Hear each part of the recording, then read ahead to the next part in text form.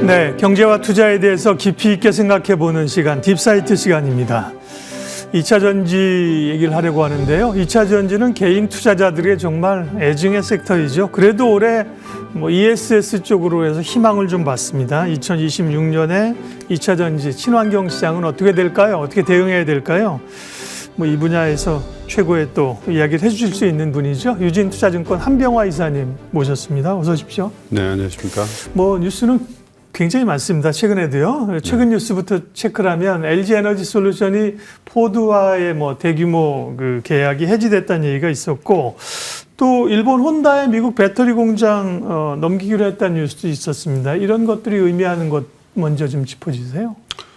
일단 그 포드의 계약 취소 얘기는 네. 사실은 큰 이슈는 아니고요. 포드가 원래 사실은 전기차 부분에서 굉장히 못 해왔잖아요. 네. 못 해왔고, 이번에 주로 이제 유럽의 상용차와 관련된 배터리 계약이었던 것 같은데요. 유럽이 이제 최근에 2035년 내연기관차 판매 금지를 약간 완화하면서 상용차 부분도 이제 같이 완화를 했거든요. 그래서 그 부분이 이제 이익이 많이 나는 부분이기 때문에 포드가 계획을 좀 변경하는 과정에서 일단 취소한 것으로 보입니다. 그리고 혼다와의 그 자산 서로 양수도 계획은 일단 재무적인 부담을 좀 줄이면서 배터리 생산을 계속 하는 거라서 큰 이슈는 아니고요. 최근에 이제 이런 국내 배터리 업체들이 크고 작은 여러 가지 이제 변동이 좀 있는데, 이런 부분들은 이제 향후에 이제 투자를 위한 이런 조정 과정이지, 이게 네. 어떤 배터리 시장의 어떤 업황의 이슈라든지 이런 이슈하고는 약간은 조금 완전히 일치하지 않는다. 이제 그렇게 이제 보시면 될 것 같습니다. 네. 혼다에다가 공장 설비나 이런 거 매각하는 것도 같은 개념이죠. 같은 개념이죠. 어떻게 보면 약간 이제 다음 포석을 위한 네. 또 업황에 맞춘 일단 소위 진정한 의미의 구조조정기죠. 네, 이런 그렇습니다. 구조조정의 의뢰한 의미가 사실 산업이나 이런 것들을 좀 조정하는 원래 의미인데, 우리 사회에서는 구조조정 이런 의미가 좀 인력 조정하고 이런 걸로 쓰였는데, 산업의 구조조정으로 큰 그림에서 이해를 하면 될 것 같고요. 올해 그래도 어려운 가운데 2차 전지 시장에서 대안으로 떠오른 게 ESS입니다. ESS가 논란이 좀 있죠. 이제 일시적인 역할, 제한적인 역할밖에 못할 것이라는 얘기가 있고, 그럼에도 불구하고 2차 전지 산업의 하나의 축으로 성장할 수 있다는 시각. 그렇게 보면 올해의 움직임, 또 내년에 ESS 시장은 어떻게 보세요? 이게 일시적인 대안이다. 이거는 전혀 아니고요. 그건 팩트 자체가 완전히 왜곡된 겁니다.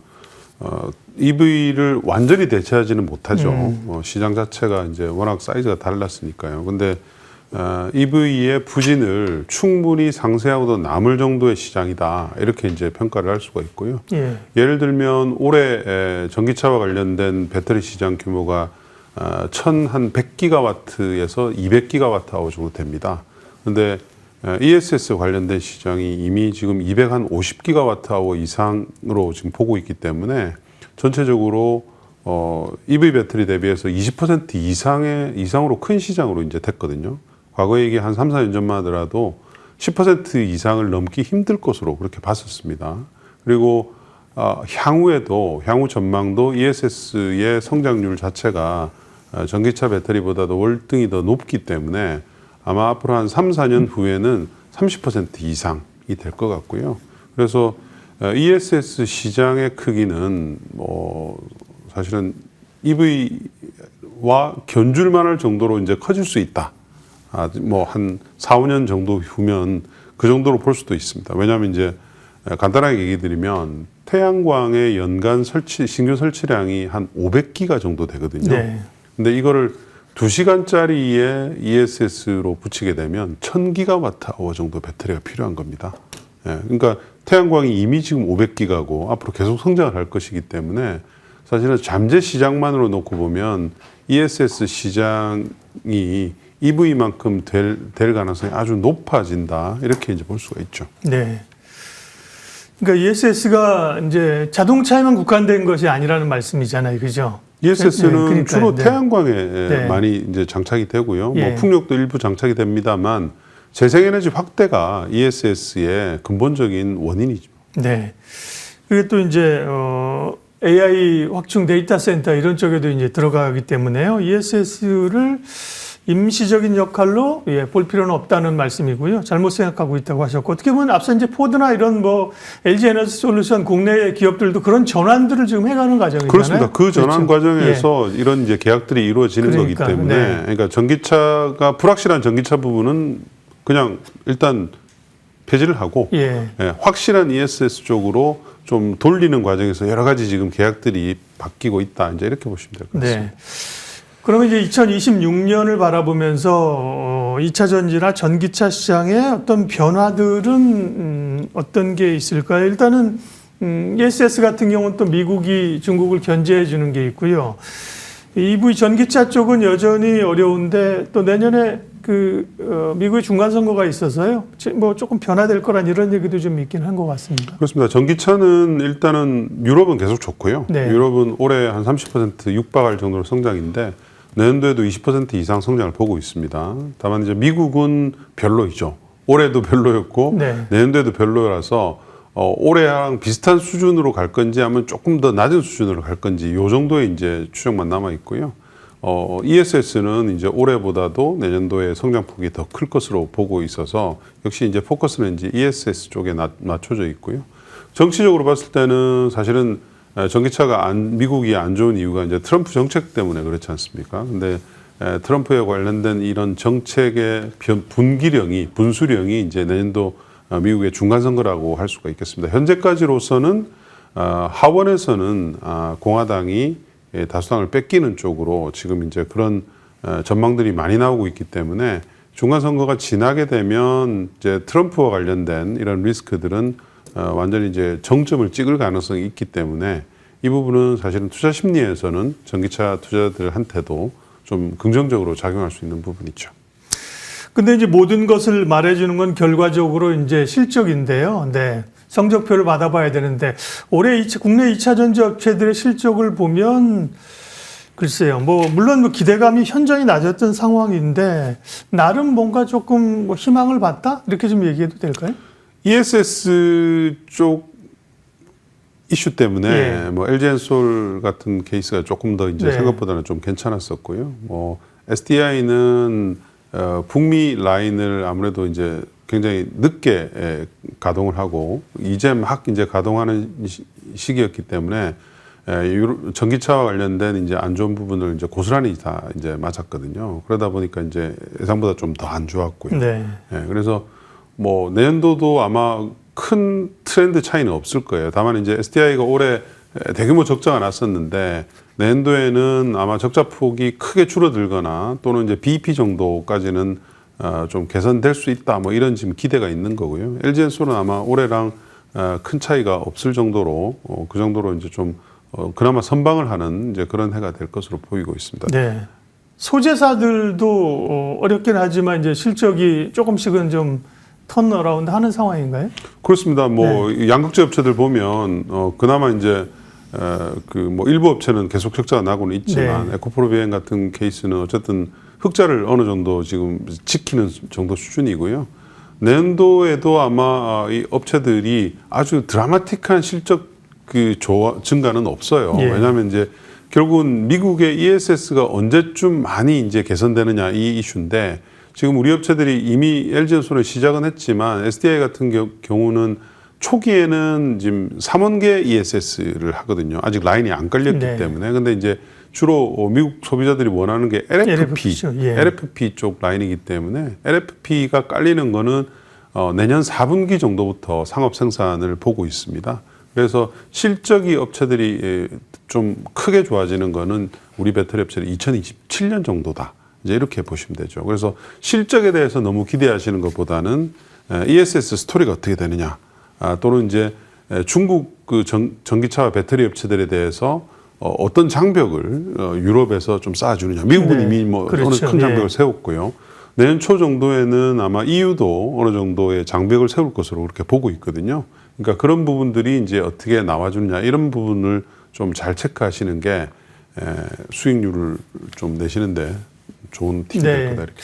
말씀하신 게 상당히 의미가 있습니다. 그러니까 뭐 안 되는 쪽을 쳐다보고 언제 좋아질 거냐를 생각하는 것보다는 되는 쪽의 변화들을 보는 게 훨씬 더 가능성이 있다는 거고요. 그게 이제 ESS였고 또 좀 변화가 있었던 게 이제 AI의 뭐 2차 전지가 수혜주가 되면서 ESS 데이터 센터가 이제 구축된다. 그 다음에 이제 휴머노이드를 포함해서 로봇의 확산 이런 것들이 2차 전지 수요를 확장시킬 것이라는 기대감이 있잖아요. 네. 지금으로서는 기대감인 것 같은데 실제로 이제 뭐 내년 후년 가면서 얼마나 이 부분이 반영될 수 있을까요? 네. 로봇은 사실은 휴머노이드 로봇은 아직은 완전히 개량화는 아직은 좀 되기는 좀 어려운 상태인데요. 근데 굉장히 큰 시장이 있죠. 네. 뭐 그냥 다만 이제 이 휴머노이드에 들어가는 배터리의 사양이 어떻게 결정될 건지 어떤 이제 밀도라든지 뭐 시간이라든지 이런 것들에 따라서 조금 변화하기 때문에 저희가 완전히 개량을 할 수는 없는데 현재 뭐 테슬라라든지 주요한 로봇 업체들의 사실은 이 생산 양이 빠르면 2027년, 늦어도 2028년부터는 이렇게 아주 곡선을 크게 그리면서 올라갈 것으로 보고 있기 때문에 그것과 관련된 아마 우리 배터리 업체들도 지금 준비를 다 하고 있는 것으로 알고 있습니다. 그래서 사실은 이 배터리 비즈니스를 우리가 중장기적으로 좋게 볼 수밖에 없는 이유는 앞으로 이제 모든 것들이 움직이는 모든 것들은 다 전동화될 수밖에 없거든요. 예. 예. 그렇기 때문에 이제 이 산업은 사실 항상 주목을 하고 있어야 되는 산업입니다. 그러니까 뭐 AI, ESS 스토리도 마찬가지고요. AI 데이터 센터가 많아지면서 전력 수요가 늘어나고 있고 그 전력 수요를 충당하는 대부분의 신규 발전 설비들이 재생에너지이기 때문에 ESS가 없이는 AI 데이터 센터에 끊임없는 전력을 갖다 공급할 수가 없거든요. 그러니까 앞으로는 사실은 대부분의 이 전력 기기에는 ESS가 달리는 그런 이제 시대가 왔고요. 또 이제 특히 데이터 센터에 들어가는 비상전원이 있습니다. 예전에 이게 납축전지였거든요. 근데 빠르게 이 복구를 해야 되잖아요. 예. 그러다 보니까 밀도가 높은 리튬이온 배터리가 지금 쓰이면서 지금 이제 이쪽으로 또 수요가 또 확산되는 부분, 그런 부분들이 있기 때문에 앞으로는 사실은 산업의 이 다이나믹스 변하는 게 대부분 다 이런 그 배터리하고 연관이 있는 그런 쪽입니다. 그래서 좀 느긋하게 좀 생각하시고 항상 좀 긍정적인 시각에서 어떤 앞으로 일이 벌어질지를 좀 생각하시면 투자하시는 게 도움이 많이 되실 거라고 생각합니다. 이전에도 이사님과 그런 얘기를 했던 것 같아요. 배터리가 꼭 전기차에만 우리는 국한돼서 그동안 봤는데 이게 사실은 전기차가 아니라 키워드가 이제 에너지다, 그죠? 네. 에너지로 확산이 되게 되면 전기차뿐만 아니라 말씀하신 태양광, 풍력, 뭐 움직이는 뭐 로봇, 뭐 전동기구, 그죠? 뭐 이전에 그런 얘기 있었잖아요. 2000년 잘 나갈 때는 선박. 예? 최근에는 그 선박이 예. CATL이 아주 심각하게 접근하고 있어요. 그래요? 중국의 아주 큰 페리 업체들부터 시작을 해서 뭐 대형 선박까지도 이 배터리를 갖다가 장착하는 예. 구동으로 하는 쪽으로 예. 지금 얘기하고 있는 것들이 많기 때문에 사실은 움직이는 모든 것들은 배터리가 중심이 될 가능성이 높아지는 그런 시대입니다. 그러게요. 예. 네.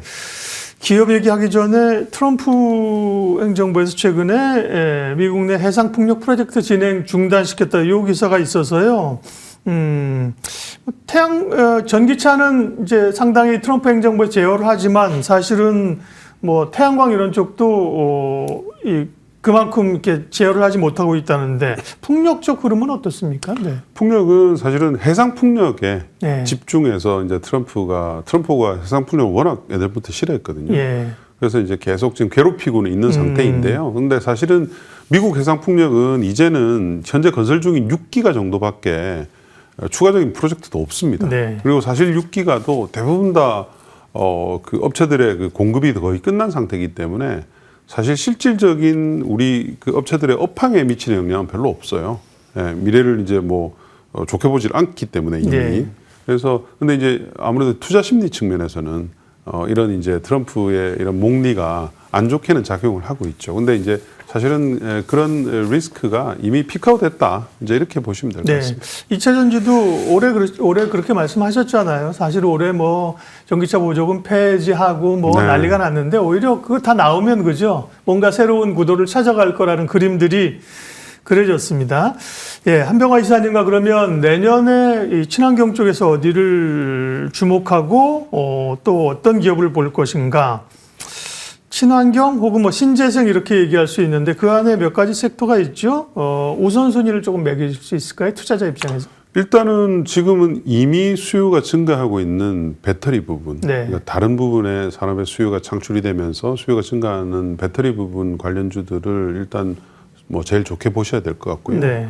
그리고 뭐 풍력 태양광 관련된 업체들, 그리고 국내에 또 풍력 태양광 설치량이 많이 늘어나잖아요.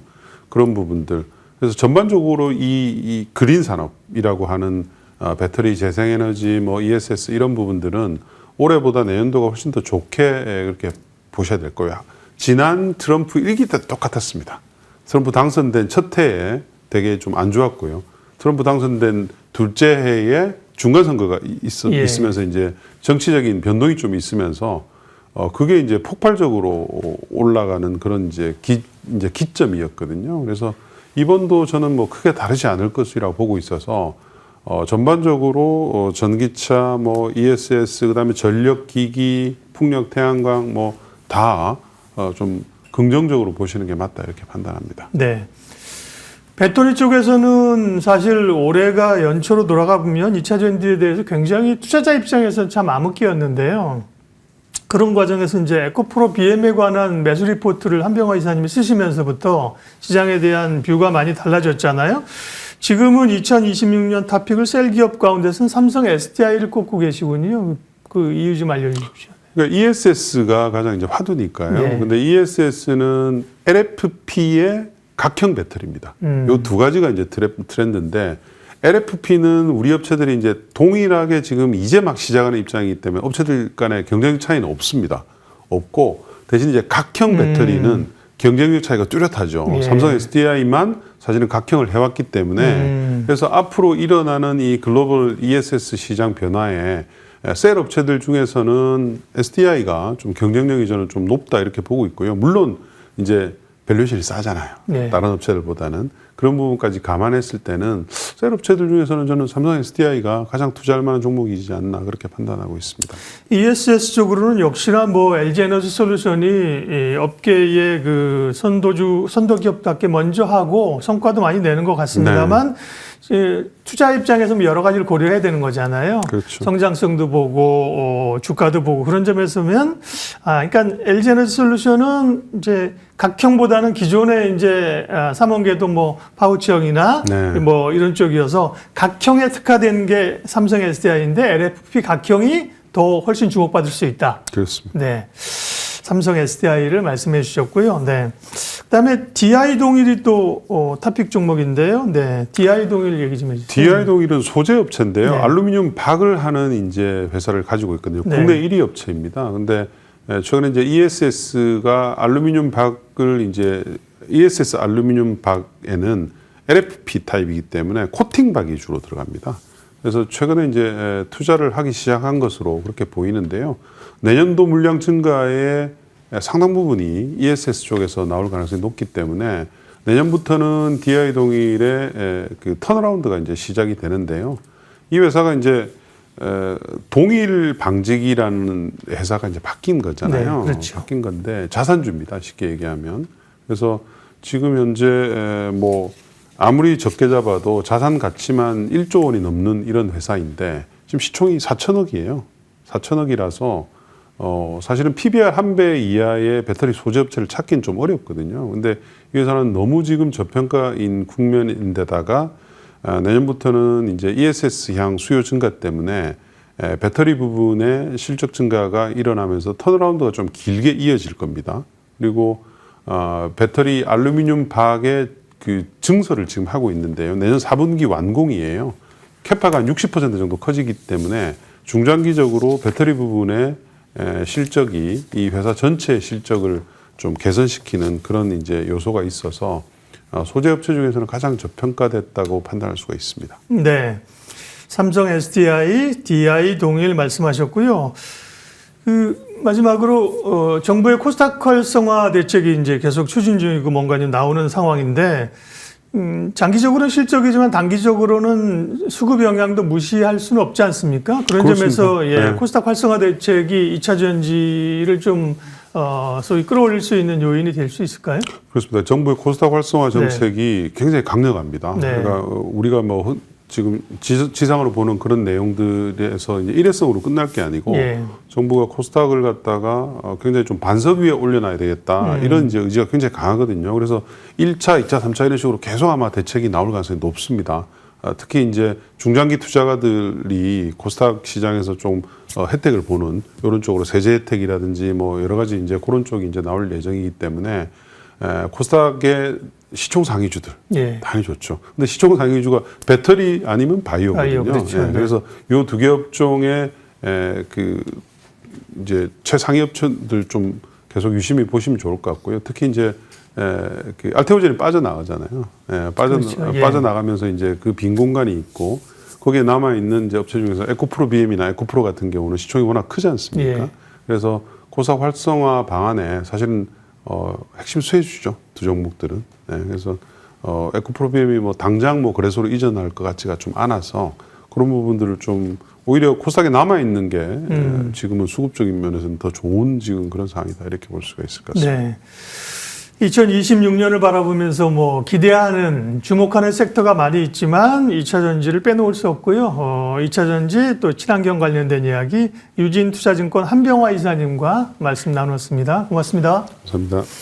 지수는 어떻게 됐나요? 네, 코스피 4,130입니다. 어제 하루 쉬고 왔고 또 다음 주 거래일이 또 많지 않아서 사실은 좀 차분한 조용한 상승세이죠. 다만 이제 코스닥이 오늘도 조금 약하고 상대적으로 약한 게 조금 시장의 기대는 못 미치는 흐름들입니다. 네, 시장공감텐 오늘은 여기까지 해서 마무리하겠습니다. 오늘도 좋은 투자, 좋은 결정하십시오. 고맙습니다.